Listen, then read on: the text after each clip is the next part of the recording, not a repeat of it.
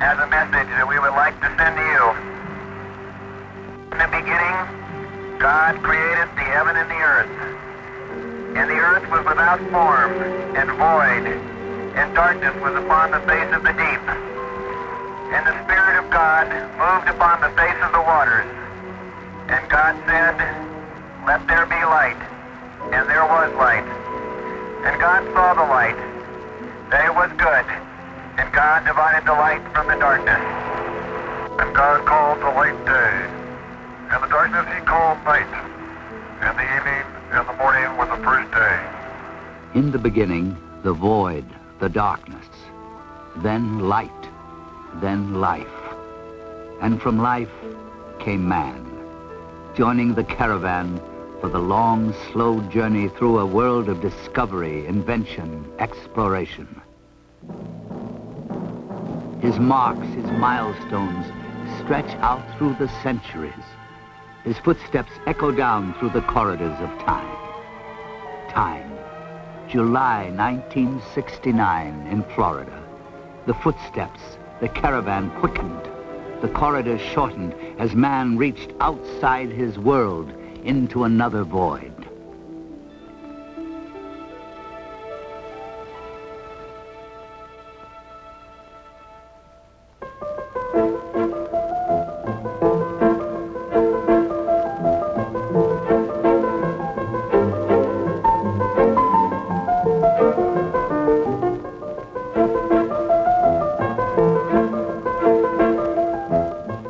Today in Florida, they go about their lives, taking only a sideways glance at the reminders of that milestone.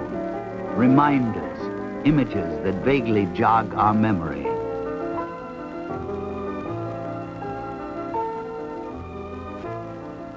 This is Apollo Saturn Launch Control, aiming toward a planned liftoff time of 32 minutes past the hour, the start of our launch window on this mission to land men on the moon. The countdown still proceeding very satisfactorily at this time. Time, it plays tricks on us. It smudges and blurs the sharp edges of reality. But we turn the trick and summon up our own reality, images, sounds, to help us remember. The batteries all look good. The next time we go internal will be at the 50-second mark with those batteries, and they will remain, of course, on internal power during the flight. The lunar module, which has been rather inactive during these latter phases of the count, also is going on internal power at this time on the 2 batteries in the ascent stage and the 4 batteries at the descent stage. They came 1 million of them to this place, drawn by the magnet of history in the making. The astronauts, the prime crew, were awakened at 4:15 a.m. Eastern Daylight and proceeded to have a physical examination in which they were declared flight ready. They sat down for the normal astronaut fare on launch day. As far as breakfast is concerned, orange juice, steak, scrambled eggs, toast, and coffee. The target for the Apollo 11 astronauts, the moon, at liftoff will be at a distance of 218,096 miles away. The astronauts departed from their crew quarters after checking out their suits. They departed from the crew quarters at 6:27 a.m. and some 27 minutes later, 8 miles away from the crew quarters at the Kennedy Space Center, atop the launch pad at Complex 39, 6:54 a.m., the commander, astronaut Neil Armstrong, was the first to board the spacecraft. He was followed about 5 minutes later by Mike Collins, and finally Buzz Aldrin, the man who's sitting in the middle seat during liftoff, was the third astronaut to come aboard. The weather is certainly go. It's a beautiful morning for a launch to the moon. We expect a temperature of about 85 degrees in the Kennedy Space Center area. We're still go on Apollo 11 at this time. T-minus 25 seconds. 20 seconds and counting. T-minus 15 seconds. Guidance is internal. 12, 11, 10, 9. Ignition sequence starts. 6, 5, 4, 3, 2, 1, 0. All engine running. Liftoff. We have a liftoff. 32 minutes past the hour. Liftoff on Apollo 11. Tower cleared.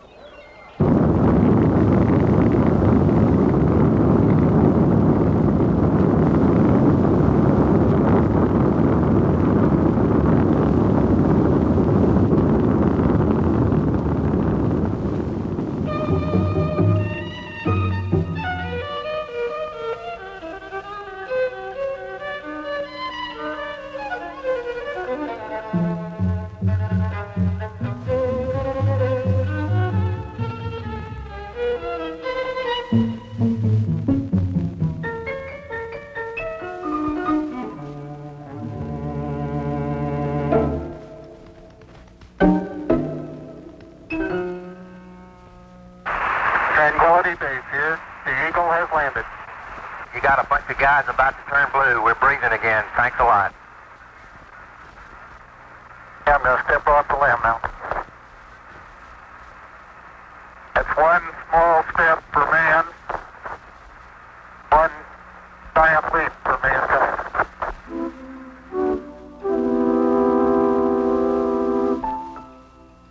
Apollo 11, Armstrong, Aldrin, and Collins. They and millions of others reached out and, in their own way, touched another planet.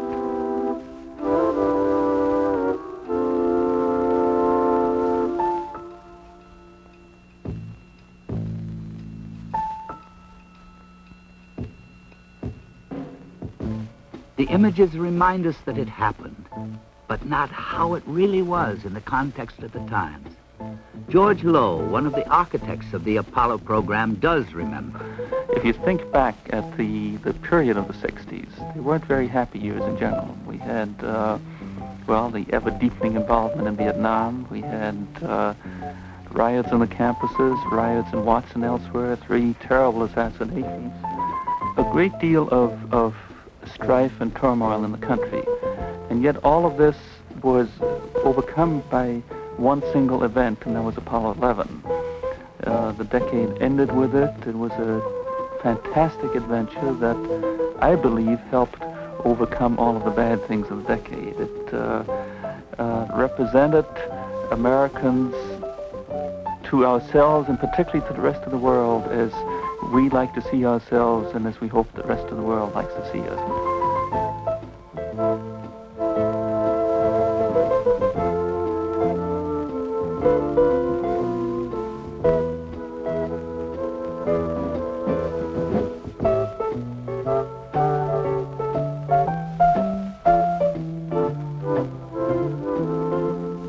The equipment of Apollo, some of it is now in museums, artifacts from an age of discovery. These strange-looking objects, they're there as reminders that after all, it did happen, and it happened the way we remember.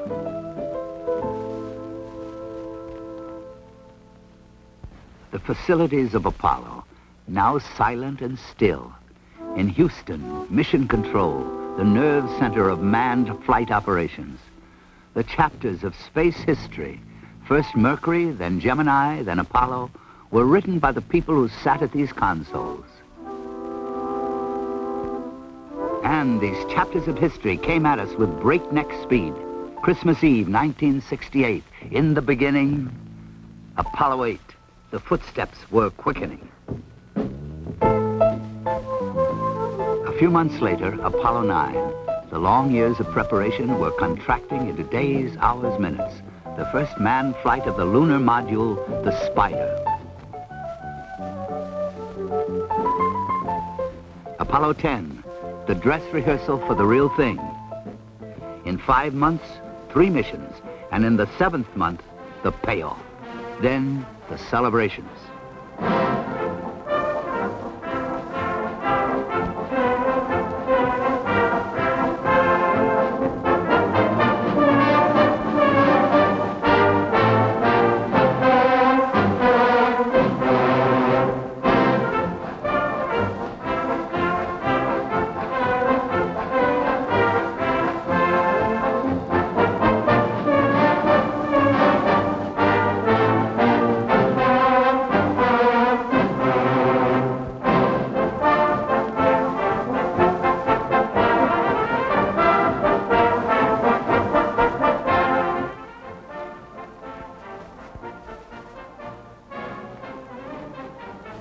The images and the sounds fade in our memories, but some things we can't forget. Names: Apollo 11, Armstrong, Aldrin, and Collins.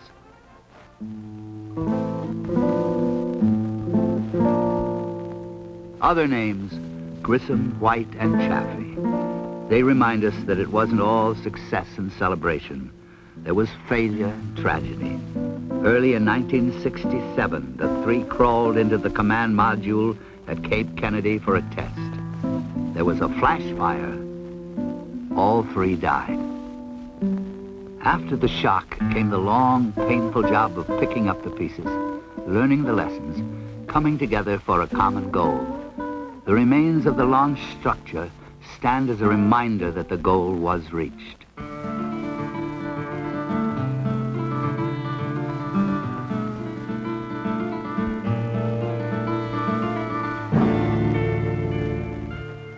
These strange shapes, what do they mean? These towers of steel, what are they? Monuments or leftovers from some earlier age of discovery?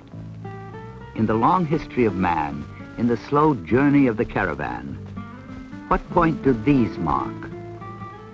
Historian Arthur Schlesinger: I have no doubt at all that if posterity remembers the 20th century for anything, historians 500 years from now looking at the 20th century, it will be because it will be the century when man first began to break his terrestrial bonds and began the exploration of space.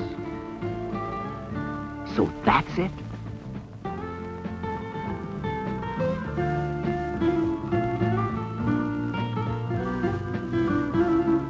As man learned, moved on, and discarded the earlier structures, he came to these. They're marked for further milestones, reserved for future missions, other reaches to other different voids.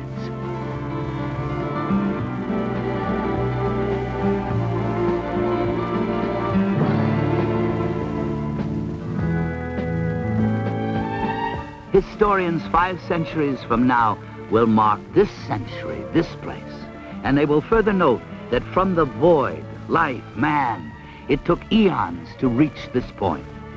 But once there, the centuries and years compressed into days, hours, split seconds of exploration.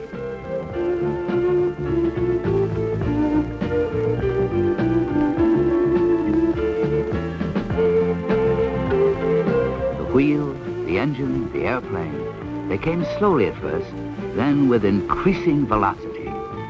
And then this, so huge, so powerful, so different that no ordinary modern name would suffice.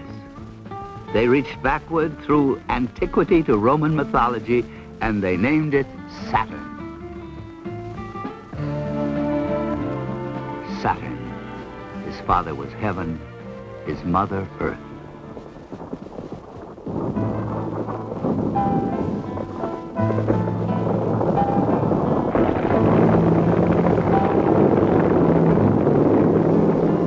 Complex organization, the mammoth machines, the incredibly detailed technical knowledge, the dedication.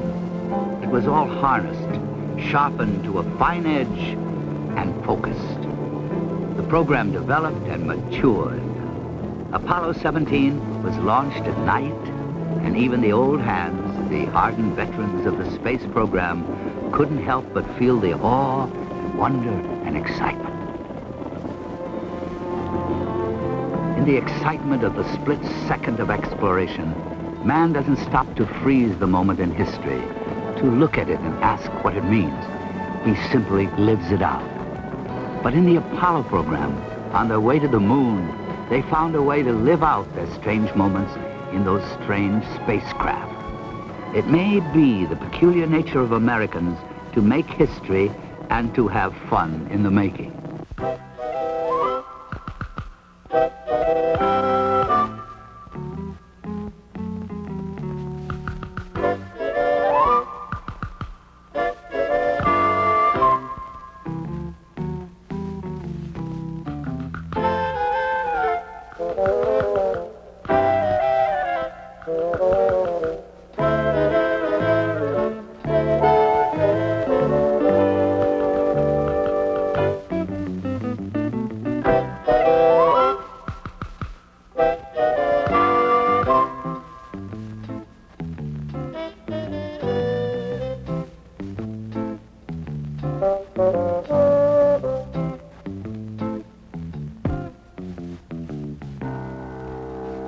They relaxed and had fun because we, were confident of success.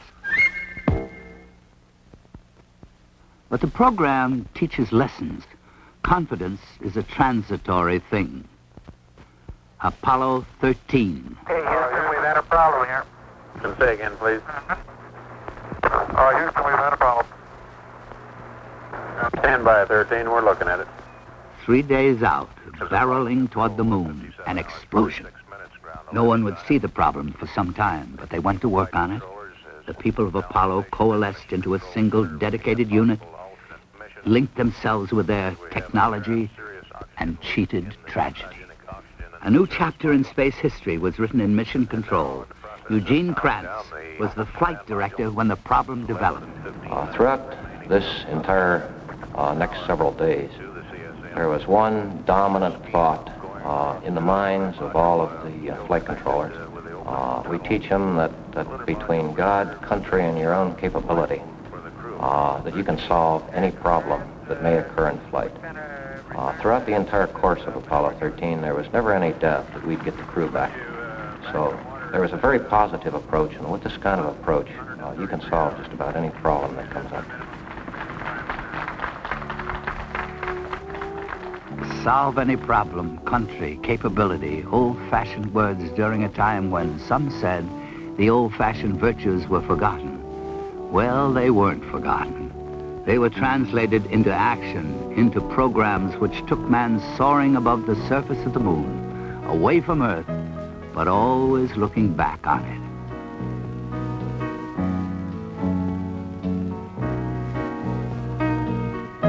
These divided thoughts, the moon, the Earth, run through the Apollo program, a sort of theme.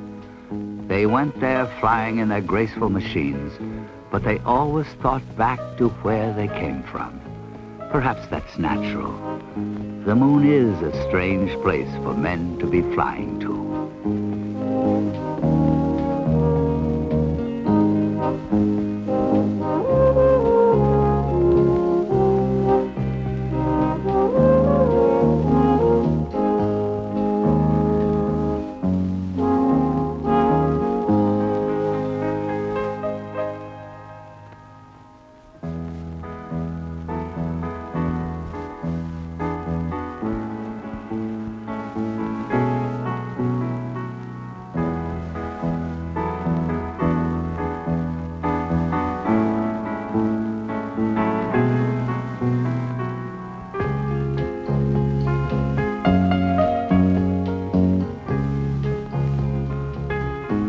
If it's strange for men, for mankind, it's stranger still for the individual man. Harrison Schmitt, Dr. Harrison Schmitt, a geologist, he touched the moon and remembers how it was when Apollo 17 was making its descent, the last flight to the moon, the last time that man walked on its surface. Schmitt remembers how it was. One's first feelings are a mixture, a very complex mixture of humility, excitement because of something you had planned to do was being accomplished, but of a great attention to detail, to the detail that you had thought about and learned about for so many years prior to the actual event.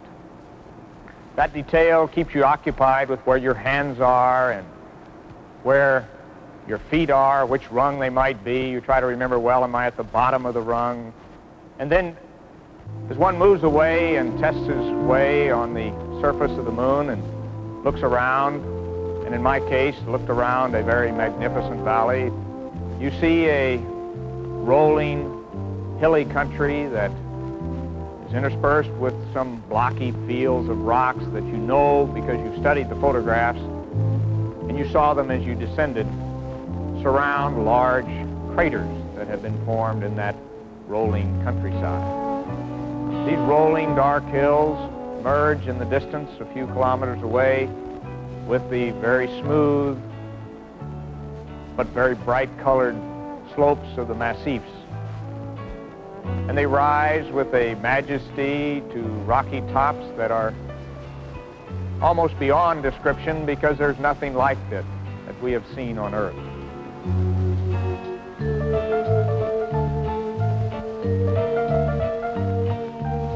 The Sea of Tranquility, Hadley Rill, Taurus Littoral. They were once strange names on the map of the moon, but the men of Apollo gave reality to the names by being there and showing us the places. They explored 60 miles of its surface, and their travels took them to craters, foothills, to explore, to observe, and to sample. The hard rock proof of Apollo, enshrined in the Smithsonian Institution in Washington, D.C., 478.8 grams of microbreccia, under glass for mere earthlings to see and whisper about. Other rocks from the moon, 840 pounds, are being studied and talked about by scientists in laboratories around the world. Not only rocks, tens of thousands of photographs of those strange, exotic features of the moon. And telemetry, data on tape, facts, figures. The studies will go on for years, and the answers will come slowly, answers to questions about the moon and the solar system. The science of Apollo is not merely concerned with samples from past milestones, yesterday's missions. In a special room in Houston, men sit at consoles and command instruments on the moon to send them today's data. And they receive it today within 8 seconds of the command. Science, that's the key, and technology, and something else. In the drama of the moment, few stop to think of the essential element, the one thing that made it happen.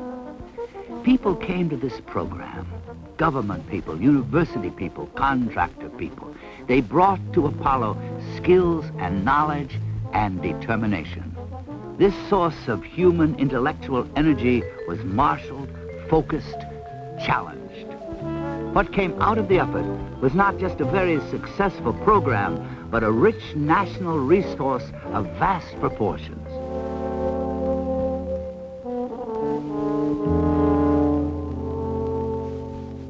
Crystals from the moon, the symbols of the science of Apollo. Behind it, causing it, was the spirit of Apollo. I was strolling on the moon one day in the merry, merry month of December. Now, May's the month. May, that's right. May is the year of the month. When, much to my surprise, a pair of bunny eyes. That's the truth. You do that in West Texas and you get around. We saw something of this spirit. We shared in the adventure, the excitement, the euphoria of being there. We shared it with the men who bounced across the surface of the moon. Look at the size of that biggie. It is a biggie, isn't it? And the surprise of discovery. We were there too, all of us, watching, vicarious explorers. On for the big boulder. Okay, we're headed that way. You get the tongs, John? Yep, we are. I'll carry the rake. Look at the size of that rock. Can't believe it. I can't either. Okay, let's go on back. I am. And the meaning, the significance of an occasion. That too came to us, flashed into our living rooms on our 19-inch window on the universe. Throughout the world. We hope that this will be a symbol of what our feelings are, what the feelings of the Apollo program are, and a symbol of mankind that we can live in peace and harmony in the future.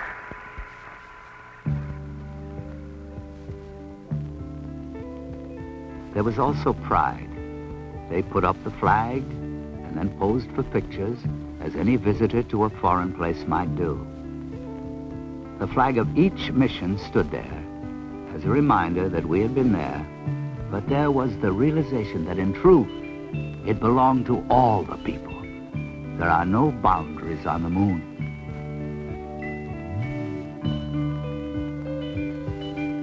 The focus was the moon. That's what it was all about. But by reaching up there, we, in a sense, came back here. As one stands and scans a 360-degree panorama of his own, one of the first objects in the dark lunar sky that you see is a bright and beautiful bluish globe that we call Earth. This globe represented to all of us, I think, not only home, but a very fragile place that we have come back and felt that needed not only protection, but understanding.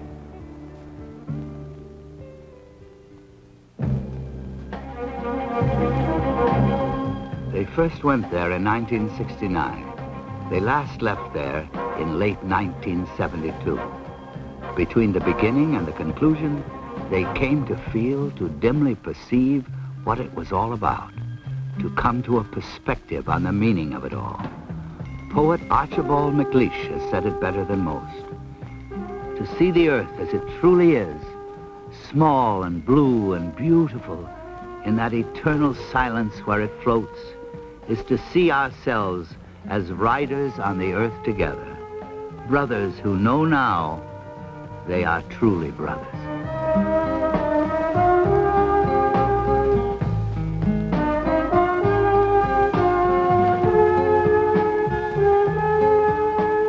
The excitement of the mission, the tension and drama of the splashdown, they remain only in our memories.